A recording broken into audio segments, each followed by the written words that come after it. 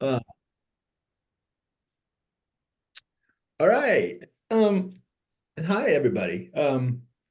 Sorry, we're a little minute late. It's too fun talking to Sally, who is our guest host today. I'll introduce Sally in a moment.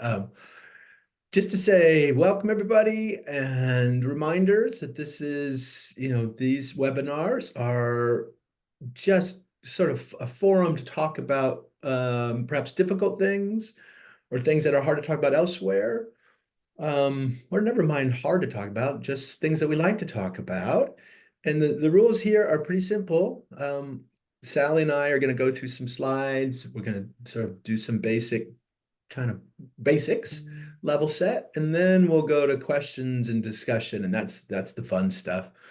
And there really are no rules here except for basic kindness and respect, and it really is meant to be a place to ask and say just about anything. So welcome, and also no pressure. You don't have to say anything. You can just listen. But welcome.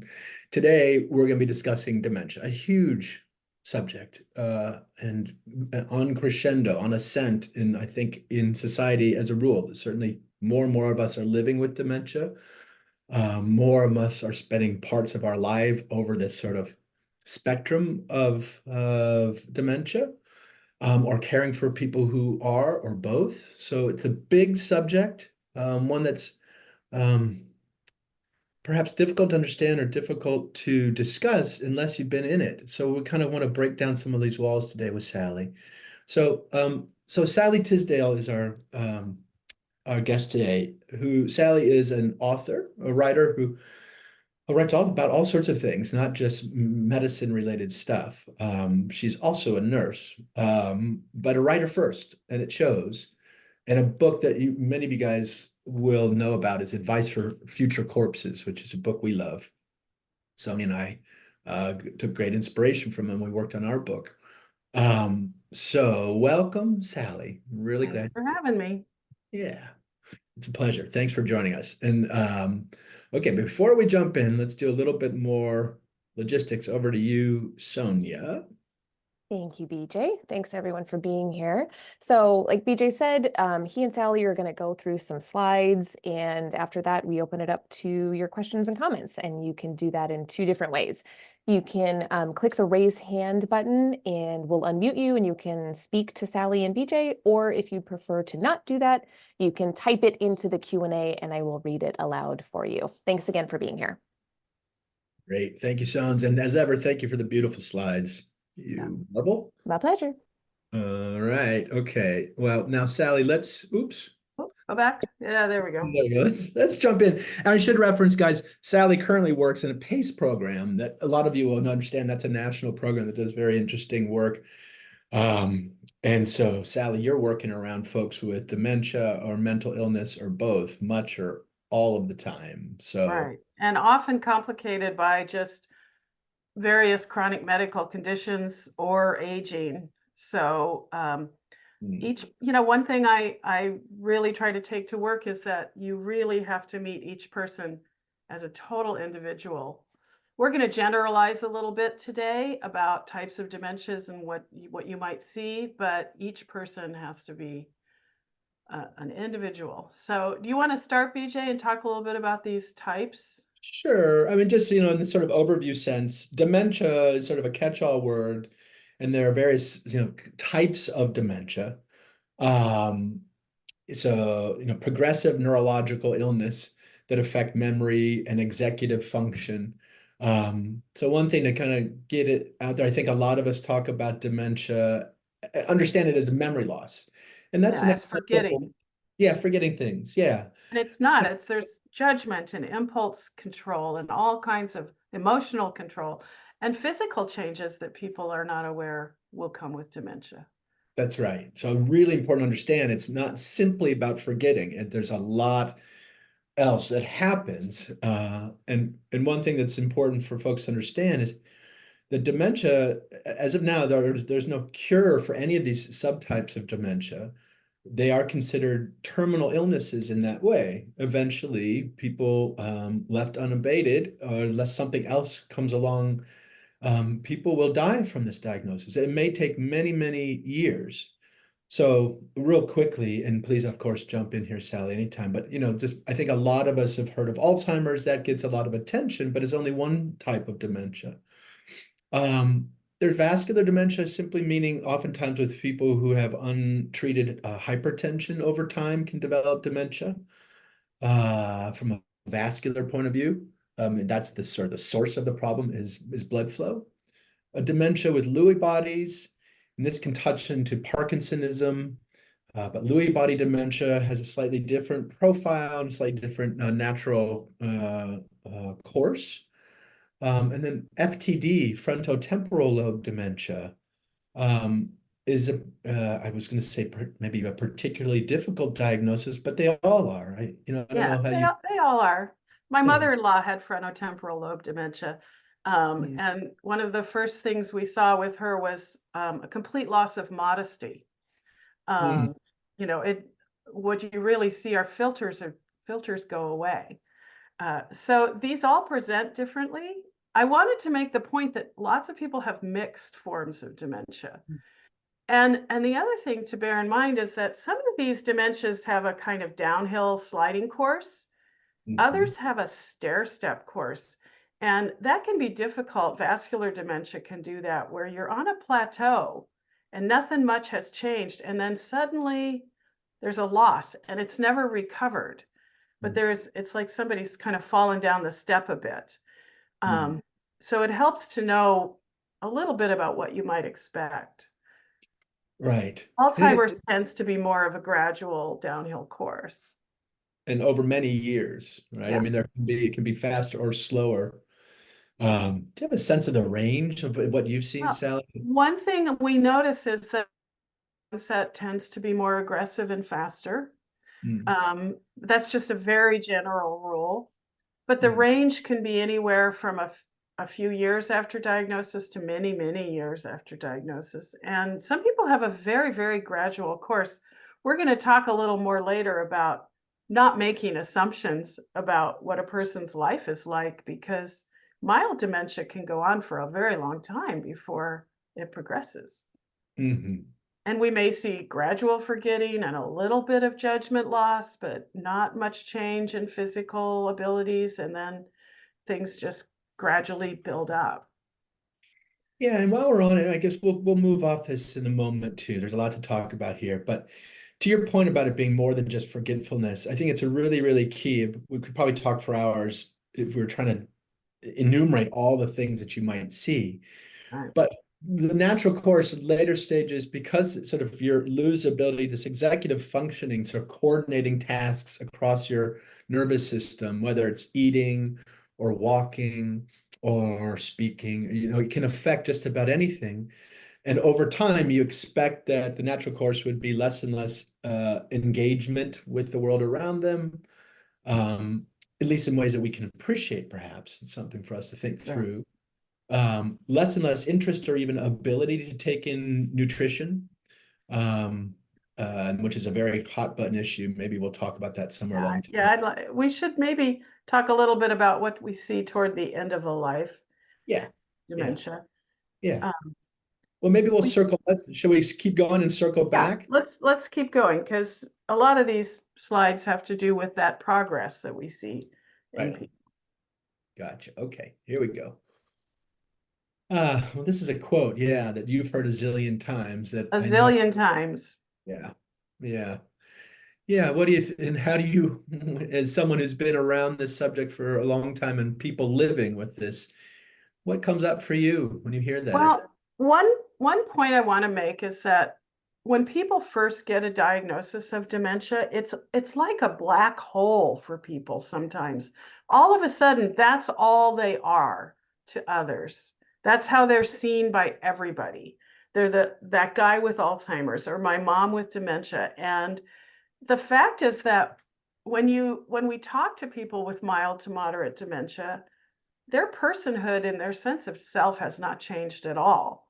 People continue to feel quite themselves until very late in the disease. And at that point, they're not communicating. So we don't really know. I have to assume this personhood is sustained, And also what surprises people is a lot of people with dementia are oriented Mm, to their surroundings just fine, and they're oriented to people. They're really struggling more with remembering new things or with details. Mathematics is one of the first things to go, so people can't handle money as well. It's a little more subtle stuff. The building I work in has codes on the doors. Um, and people forget the code to go outside, but I forget it sometimes too. So, mm, in fact, if you just don't make assumptions, but look at the person, you might not see such loss as you mm, assume. Now, later on, when a person stops communicating and they may have, habituated behaviors, like pacing, or I've known people who'll carry certain objects all day long or things like that. They do seem very different. But I mm. have to point out that you're pretty different too than you were when she was your mother and you were a child. That leaning into the fact that we change through the course of our life and change in sometimes very dramatic ways. Um, I just encourage families and friends to try to see the person as they are. Mm, Really try to be clear about who they are. yeah. Um, she is still your mother. She's just changed. And Mm, she's not the mother you expected her to be. And often she's not the mother you want her to be, but the yeah. relationship is still there. Do you understand what I'm talking about? I sure do. And I think it's really, really key. It's a sort of a meta message that comes up around here a lot, whether you're living with cancer or dementia or any change like this. It's so easy to commandeer our identity, or at least the projected identity we receive from others, if Right. we're one with the diagnosis. And a lot of it is just that, projections or expectations, or so this is a big meta message, and I think it's particularly poignant in the suite of diagnoses of dementia, in part because the effect on the personality, not Mhm. just body function, like a heartbeat or something like that. It's a personality is affected per se, and it's so over time. So it's particular, but it's also part of, there's some generalizable things here about illness in general and what Yeah. we do and what we assume is happening with someone who is ill. Yeah. And it's Uh, so easy to turn a person with a disease into the object, the person with disease, instead of this person I know and love who has some changes happening to their body. yeah, Um, yeah. that's part of that black hole, is that people start getting talked about or talked around as Mm, soon as the diagnosis arrives. right. And sometimes my clients are like, "Hey, wait a minute. Stop talking about me. Yeah, yeah. Include me." And they're perfectly capable. They have plenty of capacity deep into the disease. Yeah, So, that's such an important point here, for a number of reasons. This decision-making capacity or competence these are words that come up in medical and legal right. frames. And whether or not one has decision-making capacity is a huge and important question. And to your point here, for a lot of the part of the natural course of dementia, a person might very well have decision-making capacity. You don't want to blow past it, commandeer it, even if you mean well. Yeah. So engaging, working with the person, not on the person or at the person, it's really, really key. And I think that's, I've worked with a family not too long ago who relatively deep into the natural course of Alzheimer's. She was making very big decisions about her marriage, which was stunned the family, but was ended up being incredibly cathartic and important. I think a lot of us would have assumed that she would not have been able to make decisions about her relationship, but she was so persistent and so clear with us, despite the fact that she couldn't tell us what day it was. Right. And she made very important decisions on her life, deep within the spectrum of dementia. So Yeah. anyway, I it's see a that all the time. And when it comes to what kind of care people want and what kind of end of life care they want, listen to this person. right. Have those conversations while they're still able to communicate with you, and listen, trust them. Right on. People are trustworthy until, and as I say, once a person stops communicating in words, they still can communicate in a lot of ways. Yeah. And that kind of moves us to our next slide, Yeah. actually, about being receptive.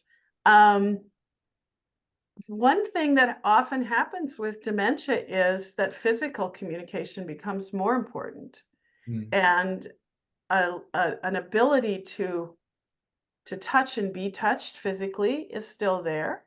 mm, And sometimes people become more less afraid, mm, less mm, afraid of intimacy, more receptive to intimacy. So I just always want to tell people to look at what you're really seeing. If you expect tragedy and you expect suffering, you're going to find it. But mhm, if you just look with an open heart, you'll mm. see lots more than that. It seems, it's so everything you're saying is really great counsel for any human dynamic, any relationship. Yeah, yeah. And So it's a hard one for us to see the person clearly as they are today, not as you expect them to be. yeah. Boy, one of the beautiful things that can happen in relationships, and one of the hard things when it gets blocked up is, allowing each other to change. Because we can't not change. So how relationships move over time and space is a beautiful and difficult thing for a lot of us. Right. But here's just within the context of dementia, it's still much the same point. Maybe slightly different details or slightly different path or something like that. But the rules are much the same of human relations. They move, they change. We need to move with each other, not hold each other back to where they were 10 years ago, etc. And I think this being receptive goes for yourself, seeing yourself as a caregiver as well. Mm, That you have this idea of what it means to be a caregiver and these expectations of what it will be like to be a caregiver, but you can also mm, be receptive to your own experience. mm, What maybe what you need to bring as a caregiver is more of being the witness or being the companion, not the doer, mhm. not always the doer. Right on. Yeah, and I think it's worth mentioning as we normalize this process. Um, so, like to the last slide, she's not my mother, or statements to that effect. It's also true meeting people where they are, meeting caregivers, family members where they are, means also acknowledging that sense of loss. Mhm. Even if we can kind of argue with the person when they say she's not my mother and say she is, on some level that caregiver is feeling that Yeah, there's a breath, and that's to not take anything. I wouldn't we're not trying to spin anyone out of their feelings, period, including caregivers, and there is a sense of loss for sure too. Is that a right. fair, Sally? Oh, yeah, I think it's all of us need to stay fresh. The Hmm. professional needs to stay fresh, the family, friends as well. Everybody needs to meet each need as it comes up. And one question I field a lot is a sense of guilt and frustration and feeling like they need to be there all the time. Do I have to visit? She doesn't seem to know me. And I really want to give people permission to take care of themselves. It Hmm. is, no matter what kind of caregiver you are, it is wearing. We're going to talk a little later about it is hard. Yeah. So I honestly believe that it's many people with dementia are best cared for by a team Mhm. of people who are not necessarily their closest friends and family, because some of the demands are very difficult. If it is your mother you're caring for and they need a lot of intimate personal care, that can really interfere with the emotional aspect of that relationship. Is it Yeah. possible for somebody in a more neutral position to do some of the personal care? So you don't have to ever feel guilty about wanting help, needing help. And you Yeah. never feel guilty about moving a person into a care environment if it's too much. Yeah. It is often too much for families. For any family, that's not a failing. Any family, yes. I Yeah. mean, if you're lucky enough to have the funds or the resources to have caregivers in your home, Mhm. great. But there are lots of needs that people have that are not always best served in the home. So each individual situation has to be really examined. That's right. And one of the things that illness of any stripe can do is can force a real sort of very practical, like this is you're left, the world that you might want, the world that you want can feel very far away. You got to deal with the world you have in Yeah. some ways. And that includes limitations to your energy. We all have our own needs. Pretending to be a caregiving machine that just is a one-way street, we know doesn't work. So let the situation sort of put you back down on earth and ground you in some very practical needs. And very often we Yeah. need help, We period. have this fantasy about caring for our loved ones at home that have to do with big extended families and everybody is there. And Right. that's not our lives anymore. No. Many of us live alone. We may live in small apartments. We may have demanding jobs or small children. We have to admit the limitations of modern culture as well as the limitations of American healthcare, which is something of a train wreck. So Amen, sister. Oh, amen, sister. Another meta message around here most of the time.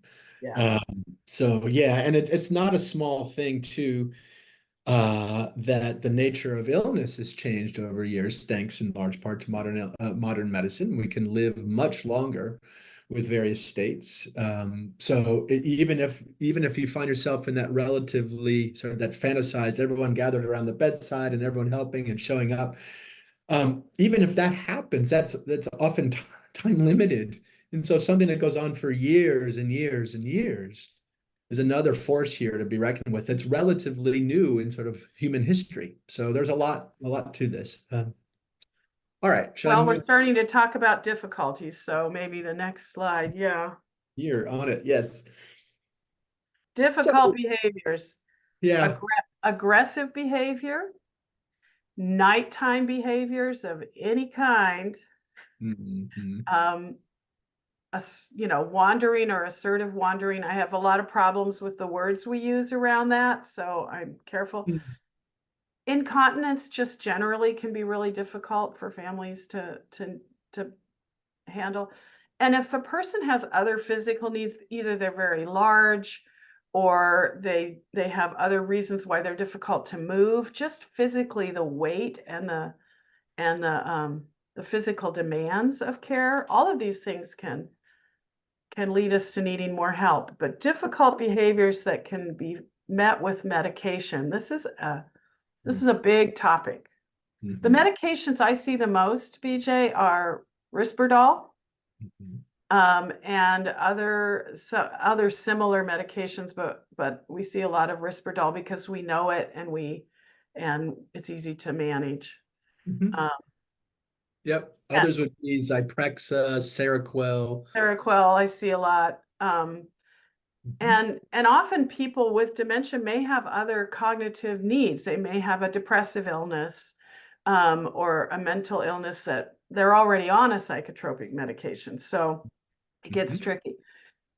Sometimes I see efforts to get people to fall asleep with medications that I don't particularly like, but Mhm. I'd say the big one is aggression and nighttime confusion and wandering Mhm. is what ends up getting treated. And one of my questions is, are we treating the person or are we treating the family Mhm.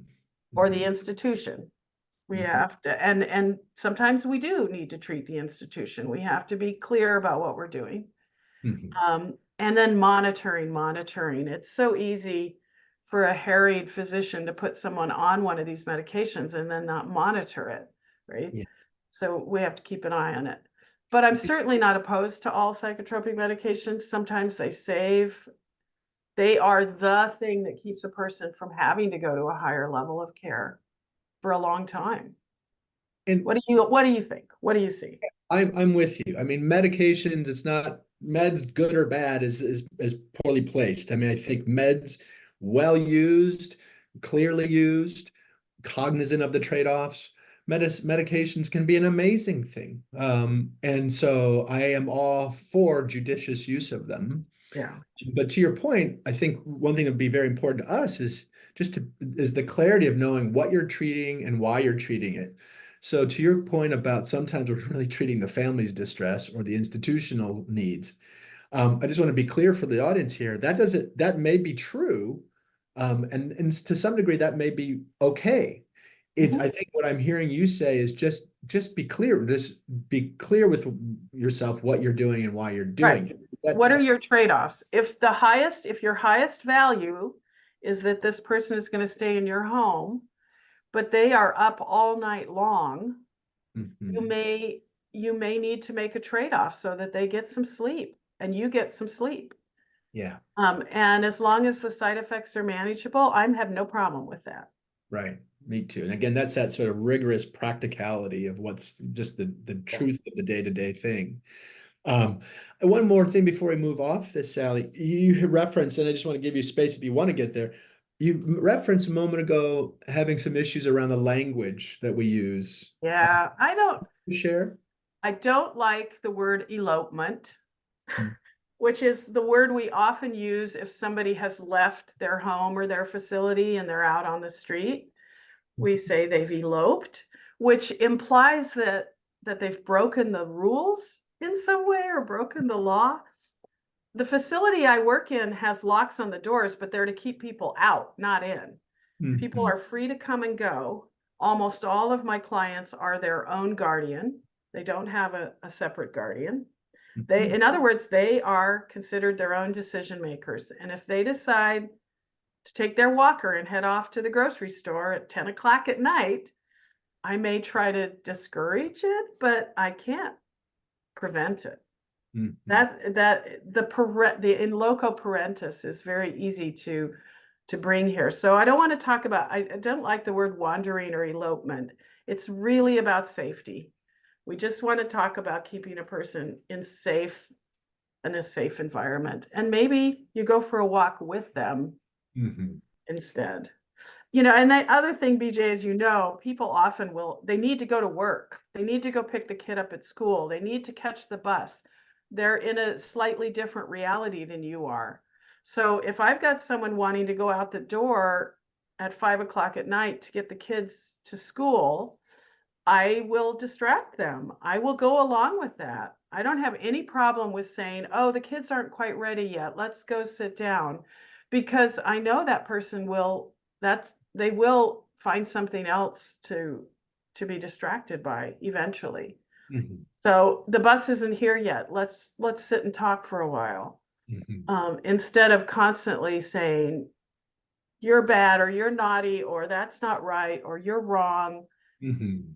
This is more later in dementia. Sometimes the idea of reorienting a person to here and now doesn't work. It causes distress, and we just have to go with them, be with them where they are.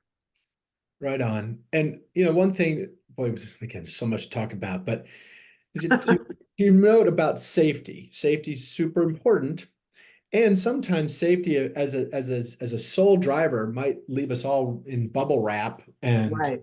not moving, So how do you navigate, and this may be too big a question, but how do you navigate the trade-offs? Yes, safety, and there's living your life. One reason I like PACE programs is, and not everybody loves this, but we are considered a risk tolerant organization. We promote autonomy and independence as one of our highest values. So that means, and I'm the educator in my building. I spend a lot of time telling the staff they have the right to do that. They have the right to refuse breakfast. They have the right to wear pajamas to the dining room. They have the right to do people are independent and adult and autonomous, even late in the disease. Mhm. So my risk benefit is going to lean toward autonomy, even if safety is somewhat, even if, oh, those stairs worry me, I'll try to be with them going down the stairs, but I Mhm. won't stop them from going down the stairs, Yeah. you know? And if someone falls, when someone falls, I think part of it is also kind of holding these Yeah. eventualities. When is for sure. Yeah. So I just want to get that out there. It's a win. So this is part of the natural course. There will be falls. Yeah. So, okay. Okay. Shall we move Yeah. on? So Because much. after that, we have happiness. Yeah. I mean, I mentioned some of this earlier, but in the few studies that have been done with people with dementia around well-being and happiness, something like 2/3 of people say they have good quality of life and they feel happy. Um, Unless, I mean, if a person's been unhappy their whole life, they may not suddenly become a happy person, but you don't lose your ability to feel joy or pleasure with dementia. And one thing I try to do is I imagine that this person does not speak my language. We don't share a single word of language. So how are we going to communicate? It's actually pretty fun to try to figure out Mm, what we're talking about here. And did you mean this? Oh, well, let's do this dance. Um, People with dementia often have a beautiful ability to be present mm, in the moment. mm, mm, It may be a matter of sitting in the garden and looking at flowers, but looking at flowers with real curiosity, you mm, know? mm, What do mm. you see? Oh, amen. I mean, it just lights up for me.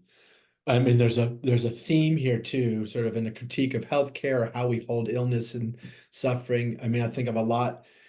So for me, a couple things come up. One is just in general, how within the frame of medicine, and we're often trying to make difficult situations less difficult, or someone who's suffering maybe suffer a little bit less. So it's all taking a sort of a shitty or gnarly situation and maybe making it a little less shitty or gnarly. Okay, that's an incomplete frame. The truth is there's true positive, there's well-being happening. You just may need to know how to look for Right, it or right, coax it. yeah, So I don't want us to lose this goal of a joyful life, a quality of life, not just a safe life that's less hard or something. This is right. a really important message across all sorts of illnesses, perhaps especially dementia. And I know it's hard to to see this, but there are real blessings and gifts in dementia. And one of the gifts is that people slow down.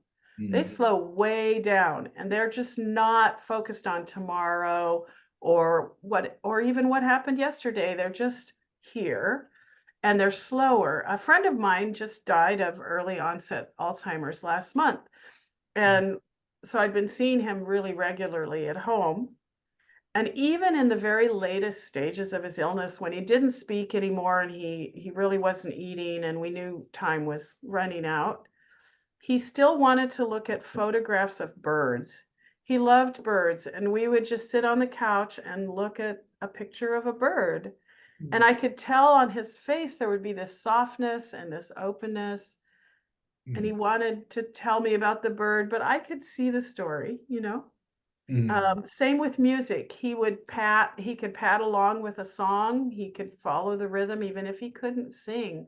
So we just find a way to meet people where they are and let them be as complicated as people are. Right on. We're very complicated.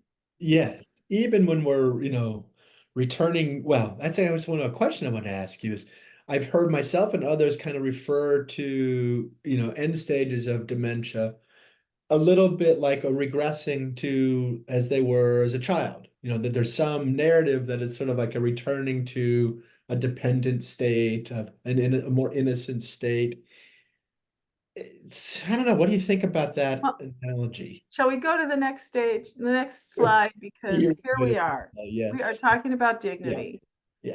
Um, People with dementia are often looked at as less than.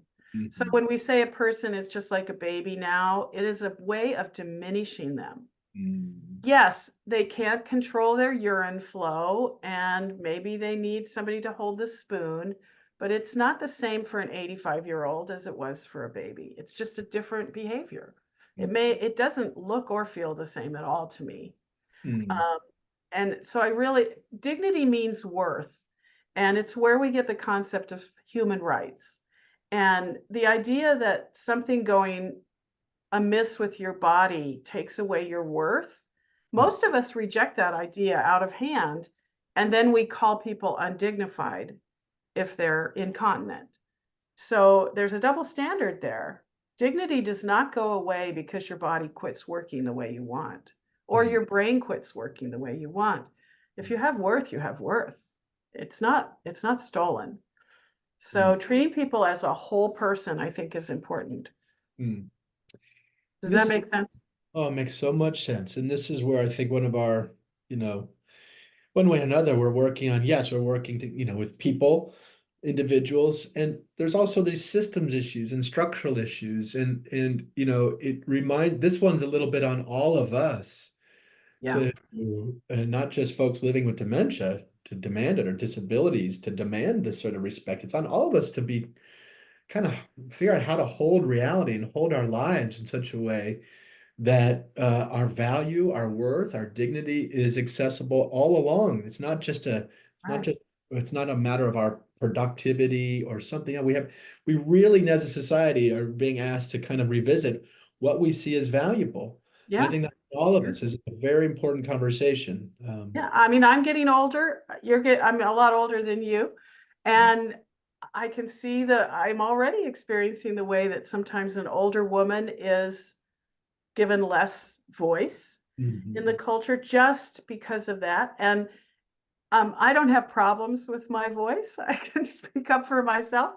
But the Mhm. idea that somehow normal aging takes away our worth is just absurd. It's ridiculous.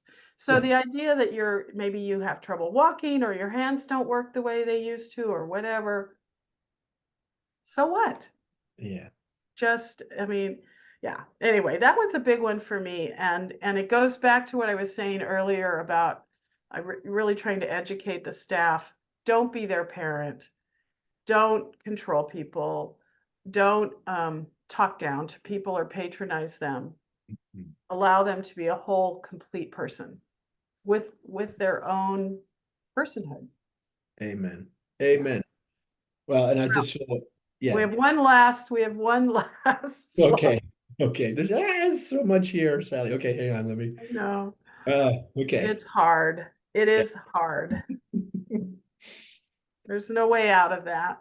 Mm-mm. It could be so much easier if our healthcare system worked, but it would still be hard. Yeah. This person is going to die. They are dying, and you will lose them. Do you notice with in my sort of way of thinking and what I see sometimes is that grief starts often at the time of diagnosis. Mhm. One thing that's sort of another meta message around here is sort of just keeping an eye on grief. It's not the thing that just happens at the moment of a death per se. It can start way before. To your point about all this stuff is just hard. Life is hard. The enterprise of being a human being is difficult.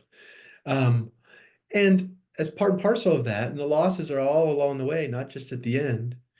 Do you find yourself, do you agree with that? And do you work with grief one way or another explicitly, well before anyone dies? Oh yeah, you know, d- absolutely. Grief starts the moment a person suspects that this is a diagnosis, because most people have some sense of what's happening.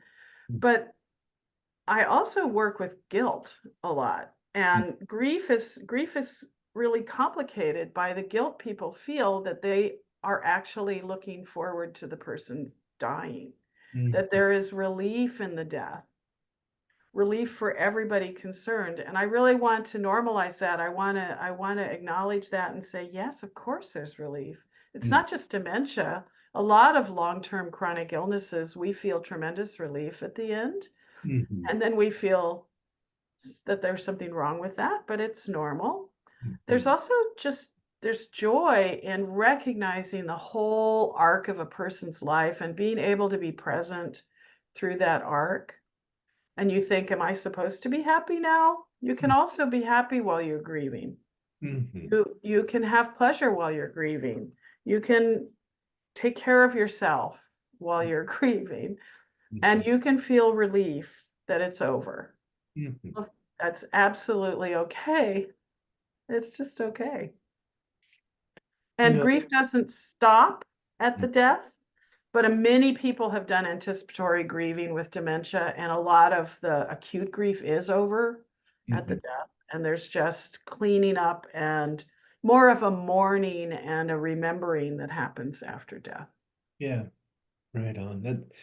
That smells right to my experience too. One thing I want to ask, and we'll cut to questions here in a moment, guys, and just conversation, but it strikes me that so much of your comments, Sally, and your perspective here, well, like we said a moment ago about comparing, and these are again, so much of these are just life lessons, period, whether or Right. not dementia's in the mix.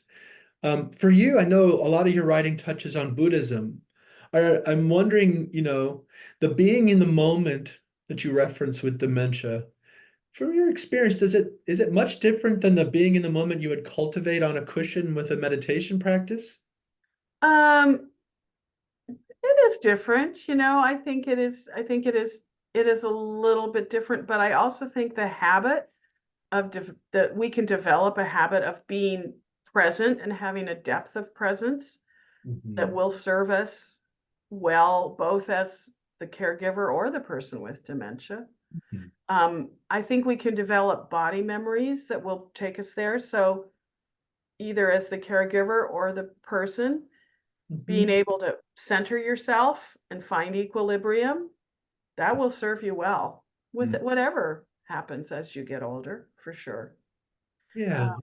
The ability to find joy in chaos and difficulty, that Mhm. is a great that is a great gift to have, for sure. But one of the basic teachings of Buddhism is that we are a sort of loosely coherent temporary matrix of things that come together, and we call it a self, but that self is never going to be the same for more than a moment. Mhm. If you really can lean into the idea that we are always continually changing, every cell, every bit of us is changing, then it's not as hard to let the person you love That's change in sometimes big ways. yeah. Oh, and it's so beautiful. And it also upends sort of that being in the moment, just softens the comparing, the sort of frame of reference. You're always comparing yourself to another person or another place or some standardized thing that says what it's supposed to be or something like that. Right. Some ideal. Yeah, and a lot of that can fall away by choice or by force. And Yeah. that's part of maybe the degree of freedom that we're talking about here Yeah. today. So, hmm, This is what we have. yeah. Oh, Yeah. man. Okay. Wow. So lovely talking with you and hearing you, Sally. It's Yeah. Thanks. I love talking about this.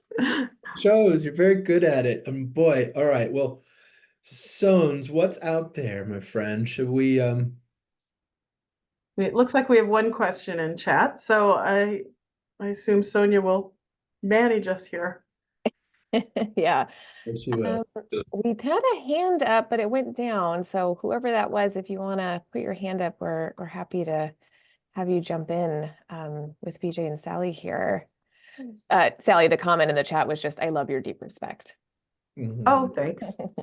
Mhm. I correct and catch myself all the time. Mhm. It's really easy to fall into a parental role. It's, one of the things I recommend to families when somebody's especially in a later stage, they may be more in bed all the time and it's more difficult emotionally for the family, is stop at the doorway, take a deep breath, and really think about what you're taking in the room. Because we often, like you just said, BJ, we come in with these ideals and these expectations, and then we try to force the situation to meet those. Can we drop all of that and just come in the room really blank? Mhm. It makes it easier to see what we're seeing. Mhm. And when I come in as the nurse, it's easy to come in with this agenda that I have and these just checklist I have and miss something. So I want to just kind of really come in fresh every time. Mhm. That's work. It's work. Mm. Do you conceive of your practice, your work practice, as does it? I'm assuming I know the answer, but does it further your practice of paying attention? It Oh, must. sure. So A couple times people have said, you should be a chaplain. And I'm like, oh my God, no, nursing is my chaplaincy. That's my ecumenical practice. Mhm. Much of my life is my zeitgeist is really Soto Zen Buddhism. Much of my life is in that sort of point of view. And when I go to nursing, I have to sort of translate it into all these ecumenical vocabularies. Mhm. So yeah, you don't separate yourself out completely. The parts of you are always there. Hmm. Yeah. Would your practice, I don't know how long you've been working as a nurse in the dementia realm. Like, it doesn't matter, whatever the answer is. Do you see big differences of how you were at the beginning of your? Oh my gosh, yes. Because when I started nursing, we were supposed to do reorientation, which is the cruelest thing. It's just awful. Hmm. And I've worked in various times. I've worked with people who have developmental disabilities. My daughter has one, so I worked in group homes for a while. College students, people with cancer, every one of these populations. I'm always drawn to populations that think differently than I do and see the world differently than I do. But reorientation therapy was this absurd idea that we would always pull a person with dementia back to right here and now. No, Martha, it's not 1945. Oh God, yeah. And then they'd be like, what? Or somebody's like, where's my husband? And you say, well, he died 10 years ago. Every time you say it, Hmm. it's new. I mean, we just don't do that anymore. That's changed a lot. The medications have changed. They're much better now. Hmm. I mean, when I started out, I was giving IM shots of Haldol. Hmm. We don't do that anymore. Right on. So we're much more accepting. And memory care units didn't really were hard to find. Now, dedicated memory care units are much more common. Right. Progress. Good. I'm glad to hear that. A little bit of progress. Yeah. On the other hand, it's all exceedingly more expensive than it used to be. So, Yeah. all right. We did get some questions. This first one is, can you speak to the practicality of figuring out if one has a diagnosis? What are the first steps to take? When should people think about taking action?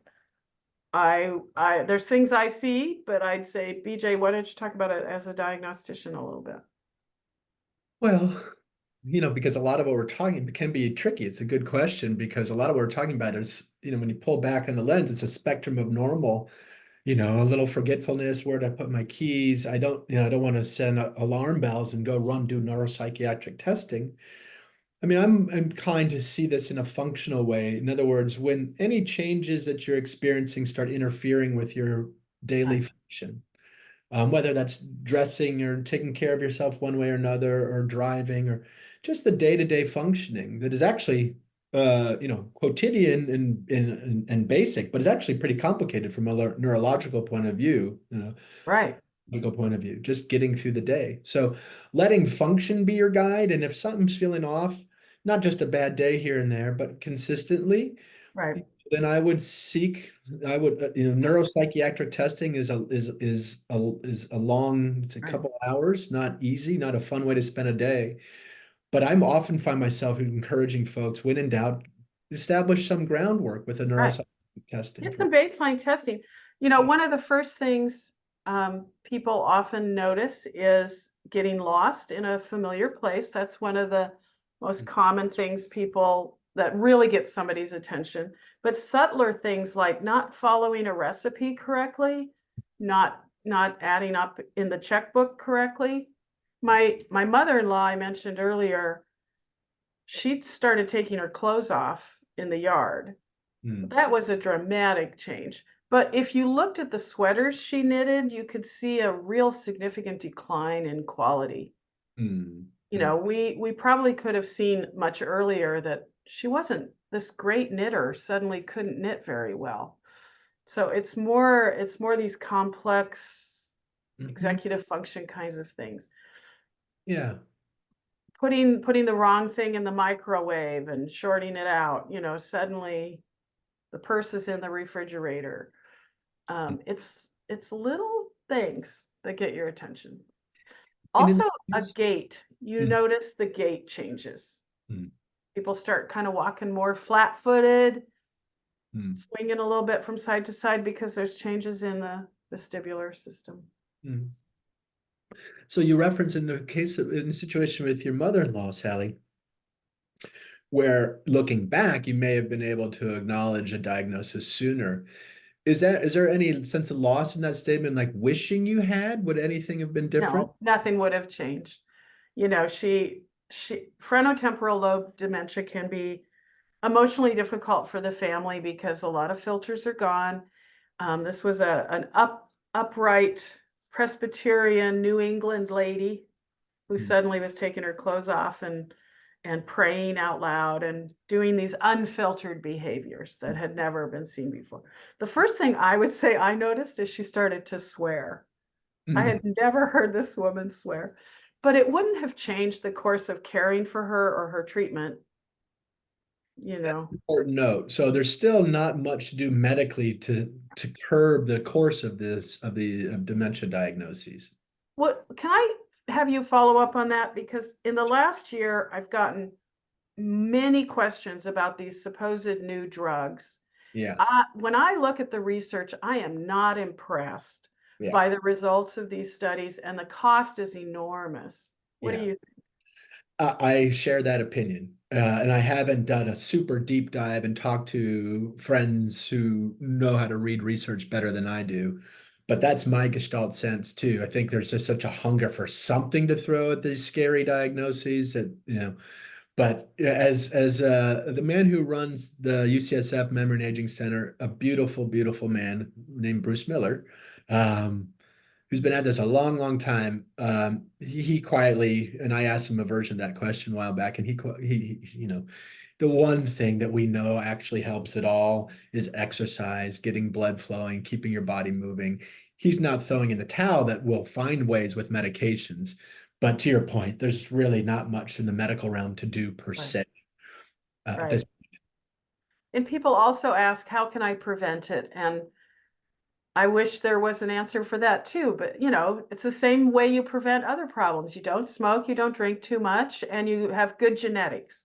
Well, we don't get to choose our parents. right. So you get what you get. You take good care of yourself, you try to eat right, and Hmm. the rest is nature. Yeah. Yes. Amen. And like you said, people live longer now. We surely did not have as many people with dementia in the past just because people died at a younger age. Right. That's There's right. something in a way that is kind of natural about the decline of the brain along with the decline of all the other organs. Exactly. All the rest of the body. Yeah. Right. It's no different. It's called brain failure, just like heart failure and liver failure. It's Yeah, kind of a shocking thing to think of your brain failing, but it is. And it's maybe you and I don't love that word failing per se, but we get the point. It's just an organ just running out of steam. yeah. Of course it does. I will say so. One more point about this diagnostic question that comes up, Karen. Thank you. Is uh, yes, getting a diagnosis is not likely to change the course. Early is not likely going to change the course. It's not going to change the course of the illness per se. You're not necessarily missing out on some great medical intervention. But if you're finding yourself curious, I would also pursue testing because I've also seen how just getting a diagnosis can be itself therapeutic. When there's a It word, explains something. yes, and that can connote sort of innocence. It's not just me not trying hard or mom is just getting lazy or whatever. Right. A diagnosis confer a kind of dignity in a way that you've got an answer for what's happening, and that by itself can be therapeutic. It can also be a little devastating, but can, But once it sinks in, it allows people to do some planning yeah, and some thinking, and maybe they stop putting off that vacation they want to take, and they have some conversations with their family. right, Um, right. of course, it's what we should always be living this way, but we don't. You don't. We tend to live as though we're going to live for a long time, and now and then we get a reminder that it's time to live now. Yes, and this is when these diagnoses can be a gift in a sense, Yeah, oftentimes. yeah. Um, So yes, There was okay. another question. Stones, what else here, my friend? Yeah, we've got quite a few questions. Sally, I Oh, want to just check in with you. Do you have an extra time to go over to address those questions? What you got? Yeah, another 10 minutes maybe? Perfect. Okay, great. Let's get Because into we are chattering a lot here. yeah, I'm so sorry, But guys. it's all good stuff. It's all really good stuff. One of the questions that came in was just, can you speak to dementia advanced directives? Well, I mean, I work with them, but you do too. I just think, again, we go back to personhood and autonomy. We trust people to be able to make these decisions. Yeah. And the idea is, of course, you should have your, all of us should be thinking about advanced directives over the course of our lives, not just when you get a diagnosis. But even if you've waited until getting a diagnosis and that diagnosis of dementia, to your point, till late, relatively late in natural course, you still have the capacity to make decisions for yourself. So still worth revisiting an advanced directive, even within the context of a diagnosis like dementia. Let's talk for a minute about why people die of dementia, because that affects your choices on your advanced directive. It's often puzzling to families. Why is this terminal? And my understanding, what I see is two things. People stop eating. Stop eating and drinking. They've lost their appetite. Eventually, they lose their ability to swallow. First, they kind of stop understanding food. And eventually they forget the muscle memory of swallowing. So people stop eating and they lose weight, and it affects their immune system. And most people with dementia that I see die of just the loss of capacity in the body. The body just really begins to decline in all ways. It's just that total body failure, total organ decline, from lack of nutrition, lack of hydration, lack of exercise. And one thing to be super clear, guys, and this could be a real mind bender for folks, is especially if you see someone you love who's losing weight, not eating, the impulse to try to get food into this person. I don't want them to starve to death is such a primal drive. But in the context of advanced dementia or advanced any chronic illness, one thing that's really it's tricky, but sometimes we can actually hurt people by putting food into the system. Right. It's Feeding. really natural that people toward the end of their life stop eating and drinking. Yeah. And that's why that question about feeding tubes on the advanced directive is, there is almost no situation in which I think it's a good idea. So, yeah. So dementia, with an advanced directive for dementia, you have to assume this person will have a gradual physical decline that is unstoppable. Yes. How do you want to handle that? That's right. And reading the tea leaves of this person's body over time will eventually include losing interest in food, not able to take it in. That is not that's something to accept and work with, not to upend. Again, you can accidentally cause harm with those very good intentions if you're not careful. One thing I find myself in situations with like a protracted neurological illness like dementia is, things like End of Life Options Act, actively hastening one's own death become out of really not possible as such in the context of dementia, because a person loses that decision-making capacity eventually. So that is often out of reach, the idea of hastening one's own death. But instead, oftentimes we'll work with sort of getting out of the way of death. Right. So whether it's the feeding issue, or they're getting skin breakdown or infections or whatever it is. No more hospitalizations. Exactly. No more antibiotics. Yeah. That's what we can do. Keep a person comfortable and stop trying to keep them alive. That's right. You get out of the way of death. It's importantly different from somehow hastening death. Okay, so boy, gosh, there's a lot more out there. What else? This question relates to what you were just saying, so maybe this will just be the perfect follow-up. This person said, my father has been on hospice since last August with late-stage FTD. He has lost the ability to feed himself, and I'm often wondering about the ethics of feeding him.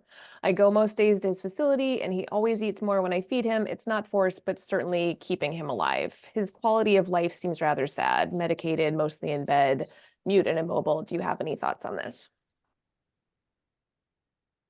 What do you think, Sal? I wouldn't spend a whole lot of time feeding a person who is not on their own showing interest in it. It may be a habit he has to respond to you, Mhm. to interact with you, and that's how he's interacting, but you might be able to interact with him in other ways. Mm. Yeah, and that note about, and this is so hard when these are general situations, and again, to your very first point, Sally, this needs to be handled incredibly particularly. Everyone's an individual and the experiences differ. So there's pattern recognition here, but ultimately you're left to one person at a time, one moment at a time. So to your question, quality of life seeming bad, that may be true. Your father may be, very nearing the end, and he may be shutting down in ways that Sally's referenced. And so, having smells and around, if he shows interest in food, that's one thing. Um, but also reading the tea leaves of his quality of life, he may be really shut in, but don't underestimate keeping an eye out for old photograph or music or something that Right. might pique a little interest there. It sounds like he is responding to you still in Mhm. some ways, so just find other ways to be with him. It's not unethical to feed him, I think, but it may not be necessary. Yeah, that's right. And you've got to be ready too, my friend, whoever's asking this question. This is your father, but it's also your life too. And so if continuing to offer him food feels right to you, then that's one thing. And again, that's different from forcing it. But there are other ways to care for him through, and just know that the food issue is at some point, if not there already, is going to become a problem. But even if you put it into him somehow. Yeah, So for swallowing issues. first Yeah. of all, yeah. What's Okay, next? thank you. We have someone asking, I have a patient in the community whose behaviors are triggered when the spouse visits, and she struggles with the guilt and will not take a break for herself. What kind of encouragement would you give her to take a break? This pertains to the concept of treating the patient or the facility family. I feel as if the community center is asking me to throw meds at this patient, and I do not feel that is the solution for this particular patient. Do you have any thoughts? Yeah. Well, I do think you want to somehow communicate to the wife that there's nothing wrong with her. It's not her fault. It's just the way it's being perceived by this person, and give her permission to not come, to not be there. It's all right to not visit. Yeah, and it may even be a kindness. I think a lot of us, this comes up in hospice realm at the very end, and I'm not sure if this person is in that situation, but at the very end, sometimes it's people actually need to be alone. So there's a number of reasons why maybe to take the cue and let this person be. That may sound excruciatingly difficult. And so just like everything else, you just navigate the best you can, and you're weighing your issues, the patient's issues, the facility's issues, et cetera. Right. I mean, who knows what complicated things in the relationship are causing this trigger, Yeah. but it's not because there's anything wrong with her. It's just a complicated response, and Yeah. I just take away the trigger. Let her know it's okay. Thank you. Okay, so this last question here, thank you so much, Sally, for staying over. We have experience with a family member who's developing dementia, and that experience is that she is practically going through the stages of grief and feels like she got stuck in anger for an extended period of time. I guess my question would be, how best for our family to help her flourish in her day-to-day? Boy. Well, she may need to be angry for a while. I mean, you really can't force a person to move through these stages. You can offer options, but it might be, I mean, I don't know what the dynamics of the relationship are, but is there anybody that would be able to explore with her the nature of the anger? Sometimes it's anger at yourself, it's regret and guilt. It's something unfinished or undisclosed that needs to be dealt with. Yeah. It's the loss of dreams and fantasies about the future. And there are ways to work with some of that.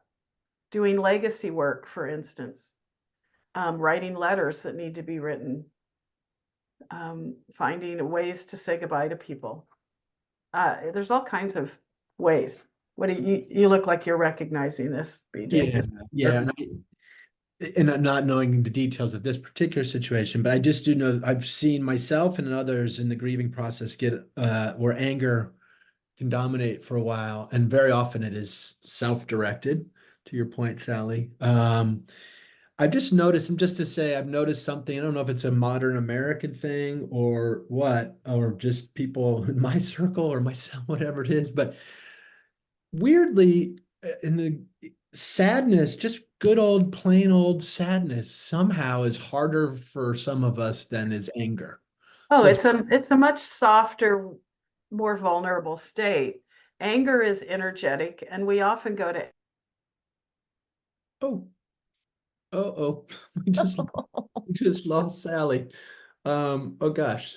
Okay, well, if she pops back in, but just um boy, there's feels like there's a parable in that or a metaphor or something. Anyway, just to finish that thought that Sally and I were talking about there, there's an energy to anger, and there's also sort of a sense or semblance that there's some control in it. I should have or I could have, and connote some sort of power or something. I have not figured out, I have not gotten to the bottom of this analysis for myself or other people I've known. I just to say though that to the point of the question, the anger that you're experiencing, the person may feel stuck in this anger zone.